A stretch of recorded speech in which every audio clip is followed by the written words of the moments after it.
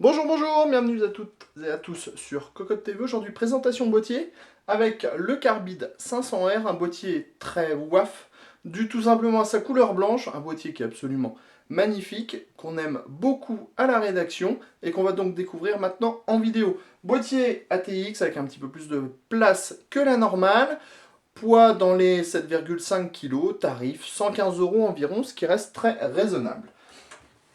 Au niveau du style, on reste un petit peu sur le 400R, très sobre, un boîtier qui plaira à une grande majorité et qui plaira surtout aux fans de blanc qui ne veulent pas forcément mettre 150, 160 € dans un boîtier qui a cette couleur.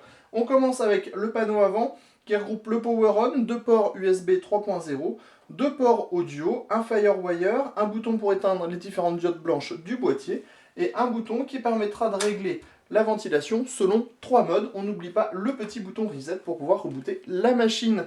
À l'avant, 4 baies 5,25 pouces avec du mesh filtré. Et en dessous, une grille qui cache deux ventilateurs 220 mm à diode blanche. Sur le dessus, pas de poignée de transport comme sur le 400R. On a par contre une petite aire de rangement ici qui permettra de poser ses clés ou ses clés USB. Et sur le dessus, on trouve une grande grille qui est amovible, qui libère un espace pour pouvoir poser ou un radiateur de water cooling relativement fin. On n'oubliera pas de dire que c'est filtré aussi derrière, ce qui est plutôt une très bonne chose. Ou deux ventilateurs 220 mm ou deux ventilateurs 240 mm. On a donc plutôt de l'espace et un peu d'espace en dessous pour pouvoir poser, si on veut, le radiateur de water cooling un peu plus large à l'intérieur du boîtier. Pour remettre, on le voit, hein, c'est très simple, on appuie et c'est tout.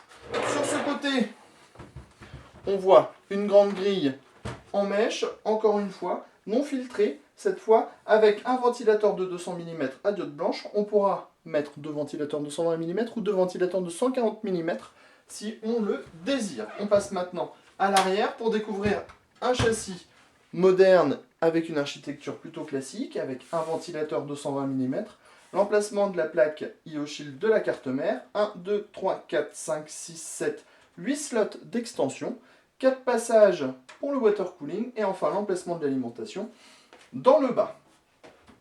On termine avec le dessous du boîtier avant de rentrer à l'intérieur de ce dernier avec des pieds recouverts de caoutchouc, ce qui est plutôt une bonne chose.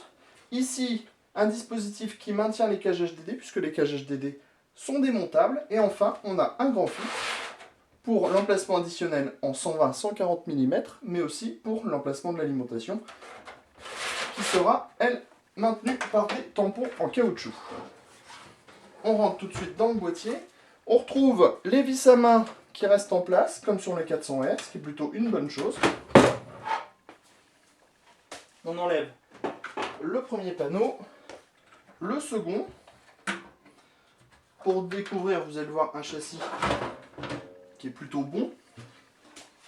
Un châssis qui ressemble à celui du 400R avec à droite les 4 baies 5,25 pouces avec un système de montage sans vis. Ici, les cages HDD qui sont amovibles et équipés de paniers qui permettent l'installation ou de SSD ou de HDD.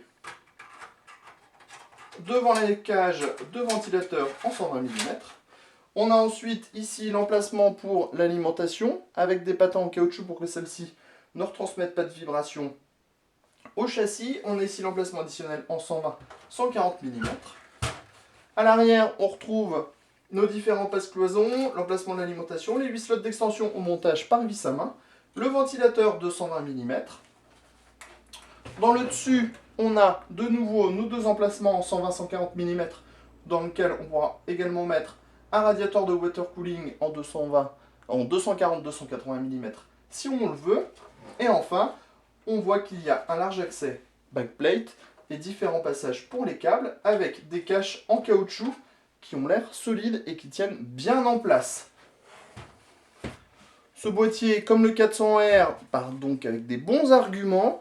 On verra s'il fait aussi bien que son petit frère dans le test qui paraîtra prochainement sur Cocotte Land. Sur ce, on vous dit à bientôt sur Cocotte TV.